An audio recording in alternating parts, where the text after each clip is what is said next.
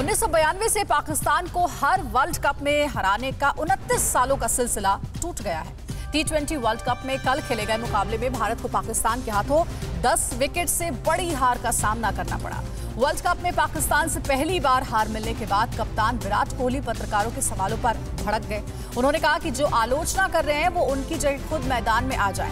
कोहली ने कहा कि पाकिस्तान को अच्छे खेल का श्रेय देना होगा। इस हार से सबक लेकर हमें टूर्नामेंट में आगे बेहतर करना होगा। पाकिस्तान के खिलाफ मुकाबले में हार से जुड़ी हुई सभी बड़ी खबरों के लिए देखिए टॉप 9 सबसे बड़ी हार। वर्ल्ड कप के इतिहास में पहली बार पाकिस्तान के हाथों टीम इंडिया को बड़ी हार का सामना करना पड़ा। T20 वर्ल्ड कप में कल दुबई में खेले गए मुकाबले में पाकिस्तान ने भारत को 10 विकेट से हरा दिया। भारत ने पाकिस्तान को जीत के लिए 152 रनों का लक्ष्य दिया था। पाकिस्तान ने कप्तान बाबर आजम और उनके ओपनिंग साझेदार मोहम्मद रिजवान ने धमाकेदार बल्लेबाजी कर मैच को एक तरफा कर दिया। 29 साल में पहली बार वर्ल्ड कप में पाकिस्तान से मिली हार के बाद कप्तान विराट कोहली आलोचना पर भड़क गए। कोहली ने सवाल पूछने वाले पत्रकारों से कहा कि आलोचना करने वाले हमारी जगह मैदान में आ जाएं। हम हर मैच जीत नहीं सकते। कोहली ने कहा कि पाकिस्तान को अच्छे खेल का श्रेय देना होगा। आने वाले मुकाबलों में इस हार से हमें सबक लेना होगा। विराट कोहली ने पाकिस्तान से मिली हार की वजहें गिनाई। विराट ने कहा कि टॉस हारना बड़ा फैक्टर रहा और उसकी वजह से हमारे स्पिनर्स बेअसर साबित हुए। हमने 20 रन कम बनाए। शुरुआत में ही 3 विकेट गंवाना हमारे लिए महंगा पड़ा। पाकिस्तान के ओपनर्स ने शानदार बल्लेबाजी की, जिन्होंने पूरे मैच में हमें वापसी का मौका नहीं दिया। आगे के मैचों में हमें बेहतर करना होगा। वर्ल्ड कप में भारत के खिलाफ पाकिस्तान को पहली जीत दिलाने के पीछे कप्तान बाबर आजम और मोहम्मद रिजवान की धमाकेदार बल्लेबाजी रही। दोनों ओपनर्स ने भारत के गेंदबाजों को एक भी मौका नहीं दिया।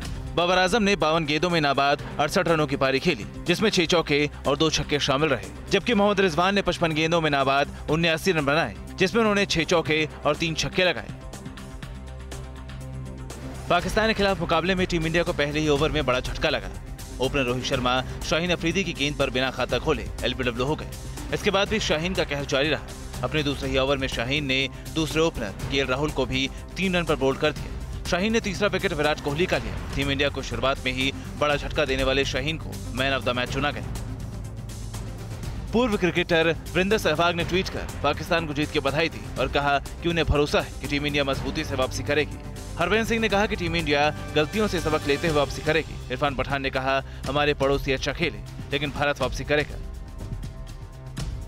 पाकिस्तान के मुकाबले में भले टीम इंडिया हार गई, लेकिन कप्तान विराट कोहली ने एक बार फिर साबित कर दिया कि T20 क्रिकेट में वो दुनिया के बेस्ट बल्लेबाज हैं। 71 रन पर 3 विकेट गिरने के बाद कोहली ने ऋषभ पंत के साथ भारतीय पारी को संभाला। कोहली ने दबाव में 57 रन की पारी खेली और 19वें ओवर तक डटे रहे। पंत ने 39 रन जोड़े। दोनों के बीच 53 रन की साझेदारी हुई। पाकिस्तान के खिलाफ मुकाबले में टीम इंडिया के लिए एक और बुरी खबर आई। ऑलराउंडर हार्दिक पांड्या को बल्लेबाजी के दौरान कंधे में चोट लग गई, जिसके बाद उनका सीटी स्कैन कराया गया। अगले मैच में उनका खेलना उनके फिटनेस पर निर्भर करेगा। मैच से पहले भी उनकी फिटनेस को लेकर सवाल उठे थे।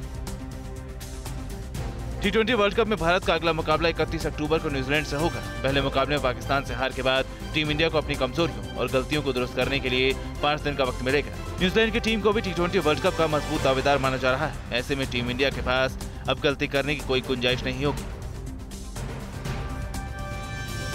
वर्ल्ड कप में पाकिस्तान से पहली बार मिली हार से भारतीय प्रशंसक काफी मायूस हैं। वहीं पाकिस्तान के फैंस भारत के खिलाफ मिली जीत को पचा नहीं पा रहे। हालांकि पाकिस्तान के कप्तान बाबर आजम अपनी टीम को अति उत्साह से बचने की सलाह दे रहे हैं और श्रीलंका बांग्लादेश के खिलाड़ी मैच के दौरान मैदान में ही हाथापाई करने लगे। T20 वर्ल्ड कप से जुड़ी खबरों के लिए देखते हैं top 9 T20 world cup. Pakistan से मिली हार के बाद देश भर में टीम इंडिया के फैंस मायूस नजर आए। लोगों का कहना है कि मैच के नतीजों से हम लोग दुखी हैं। कुछ फैंस ने विराट की कप्तानी पर भी सवाल उठाए तो बहुत से लोग आधा मैच देखकर ही उठ गए। वहीं कुछ फैंस को पाकिस्तान से हार बर्दाश्त नहीं हुई। वहीं वर्ल्ड कप में भारत से मिली इकलौती जीत पाकिस्तानी फैंस पचा नहीं पा रहे और जोश में होश भी खो रहे हैं। फैंस का मानना है कि पाकिस्तानी टीम ऐसी परफॉर्मेंस के लिए ही जानी जाती है। पाकिस्तान के क्रिकेट फैंस ये भी चाहते हैं कि भारत और पाकिस्तान फाइनल में एक बार फिर भिड़े। भारत के खिलाफ मिली जीत के बाद पाकिस्तान के पूर्व ऑलराउंडर शाहिद अफरीदी ने शाहीन अफरीदी के साथ ट्विटर पर अपनी एक पुरानी तस्वीर शेयर की है। अफरीदी ने लिखा है कि एक जैसा जश्न, एक टीम लेकिन नतीजा अलग। वहीं शोएब अख्तर ने बाबर आजम की तारीफों के पुल बांधे। टीम इंडिया से मिली जीत के बाद पाक टीम की बल्ले बल्ले हो गई है। अब पाक टीम को पीसीबी से बोनस मिलेगा। टीम की मैच फीस में 50% का इजाफा किया जाएगा। दरअसल पीसीबी के चेयरमैन रमीज राजा ने ये घोषणा की थी, अगर पाक टीम भारत को 24 अक्टूबर को हरा देती है तो टीम को बोनस दिया जाएगा।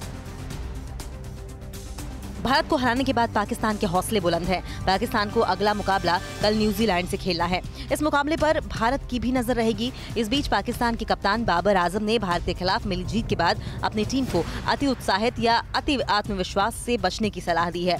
बाबर ने कहा है कि हमारा फोकस वर्ल्ड कप जीतने पर होना चाहिए। T20 वर्ल्ड कप में खेले गए मुकाबले में श्रीलंका ने बांग्लादेश को 5 विकेट से हरा दिया। बांग्लादेश ने पहले खेलते हुए श्रीलंका को जीत के लिए 172 रनों का लक्ष्य दिया था। श्रीलंका की ओर से 80 रनों की पारी खेलने वाले चरित असलंका को मैन ऑफ द मैच चुना गया। श्रीलंका का अगला मुकाबला 28 अक्टूबर को ऑस्ट्रेलिया से होगा। बांग्लादेश और श्रीलंका के खिलाड़ी कल मैच के दौरान बीच मैदान में भिड़ गए। दोनों टीमों के खिलाड़ियों के बीच धक्का मुक्की तक हो गई। बांग्लादेश के ओपनर लिटन दास 16 रन बनाकर आउट होने के बाद जब पवेलियन लौट रहे थे तो फील्डिंग कर रहे श्रीलंका के लाहिरू कुमारा की टिप्पणी पर दोनों आपस में भिड़ गए। झगड़ा इतना बढ़ गया कि अंपायर को ये झगड़ा सुलझाने के लिए आना पड़ा। T20 वर्ल्ड कप का आज से होने वाला मैच अफगानिस्तान और स्कॉटलैंड के बीच शारजा में खेला जाएगा। ये मैच शाम 7:30 बजे से खेला जाएगा। क्वालिफाइंग राउंड में बांग्लादेश, ओमान और PNG को हराने के बाद स्कॉटलैंड के हौसले बुलंद हैं। वहीं वार्म अप मैच में साउथ अफ्रीका से मिली 41 रनों की हार के बाद अफगानिस्तान ने वेस्ट इंडीज को हराकर कमर कस ली है। T20 वर्ल्ड कप में कल दक्षिण अफ्रीका और वेस्ट इंडीज के बीच मुकाबला होगा। ये मैच कल दुबई में दोपहर 3:30 बजे से खेला जाएगा। दोनों ही टीमें अपना पहला मैच हार चुकी हैं। दक्षिण अफ्रीका को ऑस्ट्रेलिया ने 5 विकेट से, वहीं इंग्लैंड ने वेस्ट इंडीज को 6 विकेट से हरा दिया था। दोनों ही टीमों का लक्ष्य कल के मुकाबले में जीत हासिल कर टूर्नामेंट की रेस में अपनी पोजीशन मजबूत बनाने की होगी।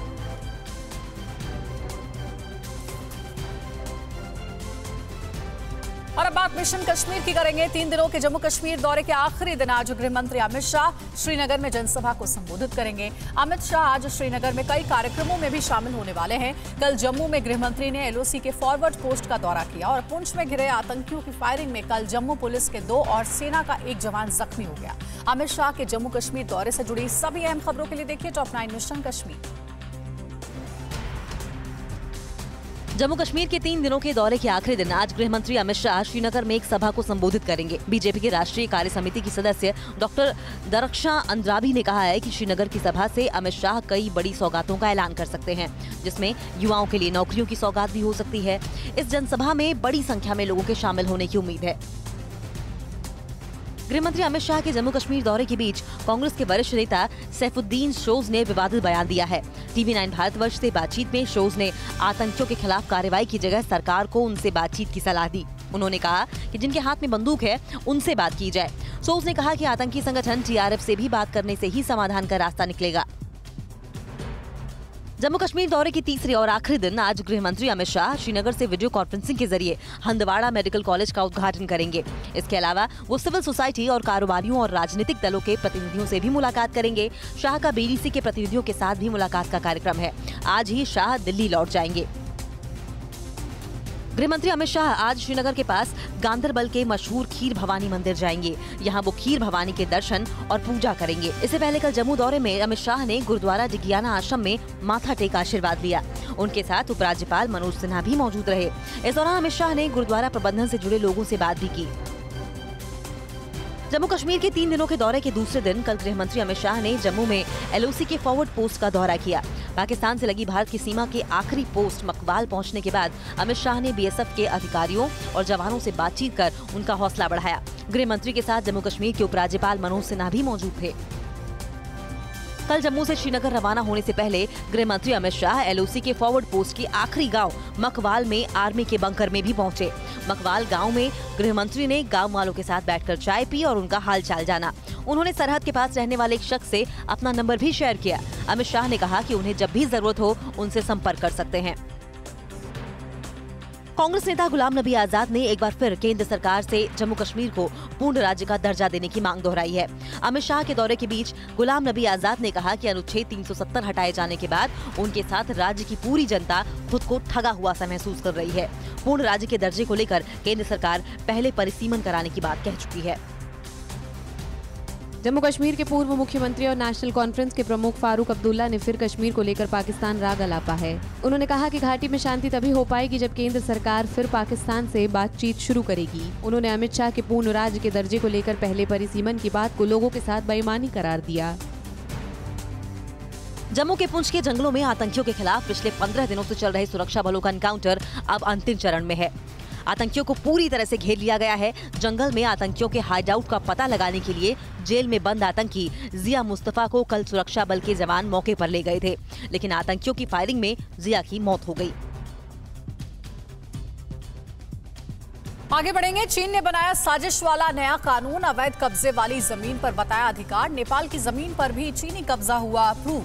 स्वदेशी विमान वाहक पोत का परीक्षण कहां हुआ शुरू, साजिश वाला विस्फोट कहां हुआ, पड़ोसी मुल्कों की साजिशों से जुड़ी सभी अहम खबरें देखिए टॉप 9 दुश्मन चीन पाक।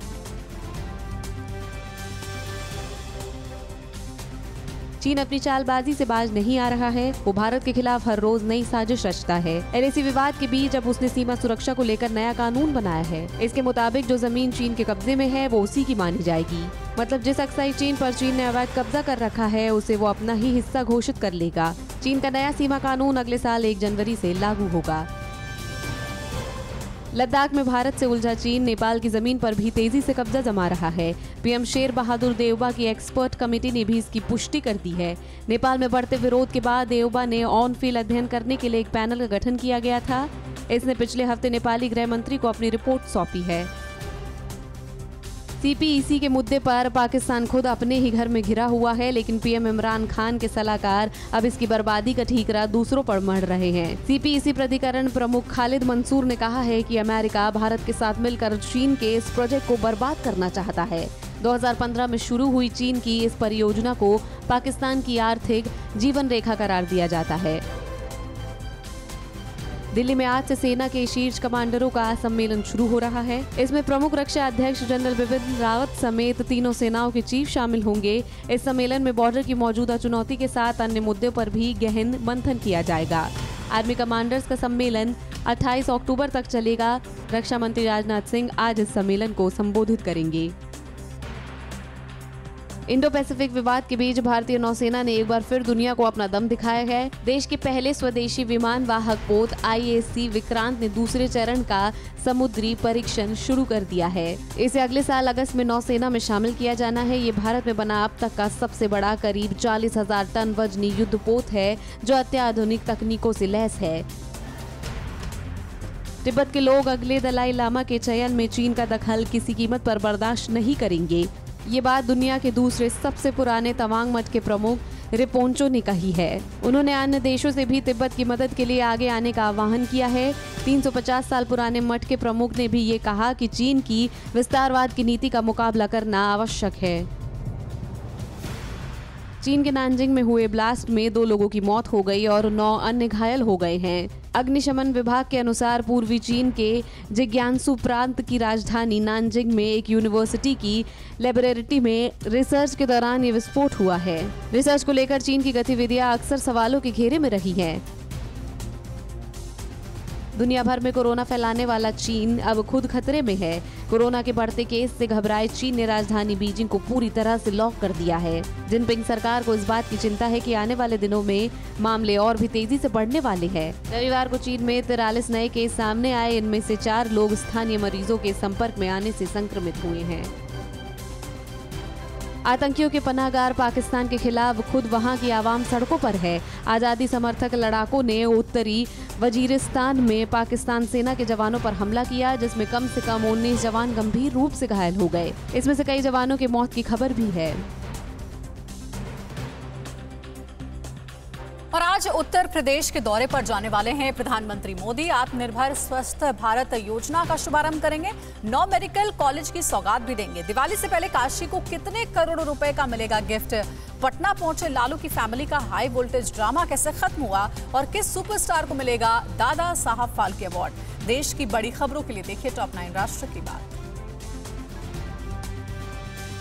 पीएम मोदी आज यूपी दौरे पर जाएंगे। पीएम पहले सिद्धार्थनगर और फिर अपने संसदीय क्षेत्र वाराणसी में विकास कार्यों का शिलान्यास और लोकार्पण करेंगे। पीएम सुबह 10:30 पर सिद्धार्थनगर पहुंचेंगे, जहां राज्य के 9 नए मेडिकल कॉलेज का उद्घाटन करेंगे।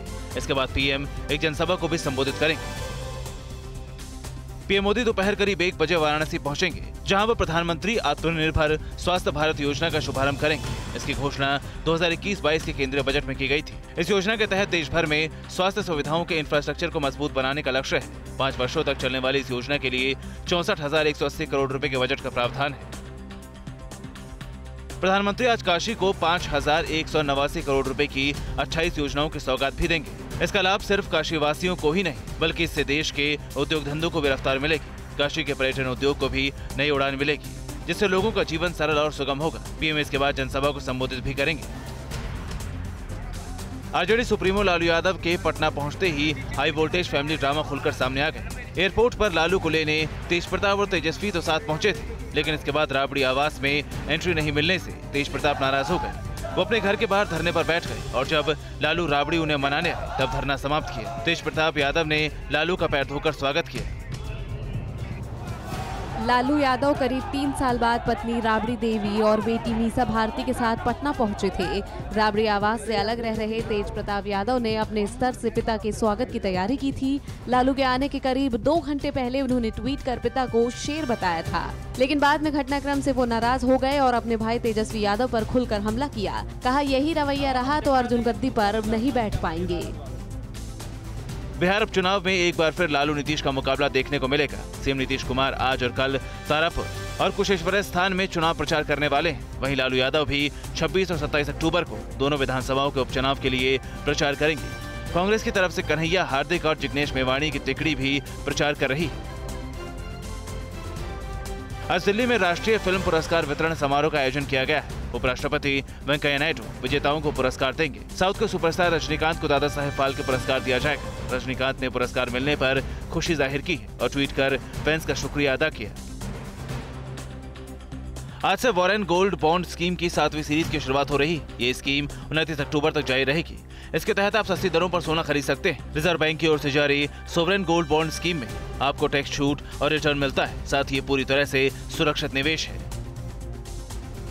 जीएसटी रिटर्न दाखिल करने का आज अंतिम दिन है। केंद्रीय अप्रत्यक्ष कर और सीमा शुल्क बोर्ड ने इस साल जुलाई से सितंबर तिमाही के जीएसटी रिटर्न के लिए आज तक फॉर्म ITC 04 जमा करने को कहा है। CBIC ने ट्वीट करके इस बात की जानकारी दी है। अपने जोनल डायरेक्टर पर लगे आरोपों की जांच करेगा एनसीबी। ड्रग्स केस में अनन्या पांडे से आज तीसरी बार होने वाली है पूछताछ। और क्यों हुआ प्रकाश झा की फिल्म आश्रम 3 की शूटिंग यूनिट पर हमला? सीएम केजरीवाल का अयोध्या प्लान क्या है? यूपी के किस शहर में जीका वायरस ने दी है दस्तक? राज्यों की सभी बड़ी खबरों के लिए देखते हैं टॉप 9 प्रदेश विशेष। आर्यन खान ड्रग्स केस की जांच कर रहे एनसीबी के जोनल डायरेक्टर समीर वानखेड़े पर लगे आरोपों की विभागीय जांच होगी। डीडीजी ज्ञानेश्वर सिंह इस मामले की जांच करेंगे। वहीं समीर वानखेड़े ने मुंबई के पुलिस कमिश्नर को चिट्ठी लिखकर झूठे केस में फंसाने की साजिश का आरोप लगाया है। उन्होंने कहा उनके खिलाफ कोई लीगल एक्शन नहीं लिया जाए। बॉलीवुड एक्ट्रेस अनन्या पांडे से एनसीबी आज तीसरी बार पूछताछ करेंगी। इससे पहले अनन्या से गुरुवार और शुक्रवार को पूछताछ हो चुकी है। आर्यन खान के साथ व्हाट्सएप चैट्स में कथित तौर पर ड्रग्स की बातचीत को लेकर अनन्या पांडे एनसीबी के रडार पर है। वहीं शाहरुख खान और उनकी पत्नी आर्यन से मिलने आज आर्थर रोड जेल पहुंच सकते हैं। प्रकाश झा की वेब सीरीज आश्रम 3 के शूटिंग क्रू पर बजरंग दल के कार्यकर्ताओं ने हमला कर दिया। लोगों ने प्रकाश झा पर काली स्याही फेंकी और वैनिटी वैन में भी तोड़फोड़ की। बजरंग दल के कार्यकर्ताओं ने फिल्म में हिंदू विरोधी छवि दिखाने का आरोप लगाया। फिल्म की शूटिंग भोपाल के पुरानी जेल में चल रही थी। घटना के दौरान वेब सीरीज के एक्टर बॉबी देओल भी मौजूद थे। दिल्ली के मुख्यमंत्री अरविंद केजरीवाल आज दोपहर बाद अयोध्या पहुंचेंगे और शाम को सरयू आरती में शामिल होंगे। सीएम केजरीवाल रात में अयोध्या में रुकेंगे और कल सुबह रामलला के दर्शन करेंगे। वो हनुमानगढ़ी भी पहुंचेंगे और दर्शन पूजन करेंगे। अयोध्या जाने से पहले केजरीवाल 7 साल पुराने मामले में सुल्तानपुर MP MLA कोर्ट में पेश होंगे। बॉर्डर सटे इलाकों में बीएसएफ के क्षेत्राधिकार को बढ़ाए जाने से नाराज पंजाब के मुख्यमंत्री चरण सिंह चन्नी ने आज दोपहर 12 बजे सर्वदलीय बैठक बुलाई है। इसमें कांग्रेस के अलावा आप और अकाली दल सहित राज्य के अन्य पार्टियों के सदस्य भी शामिल होंगे। बीजेपी इस बैठक में शामिल नहीं होगी। फिक्र आपकी, सोमवार से शुक्रवार रात 9 बजे सिर्फ TV9 भारतवर्ष पर।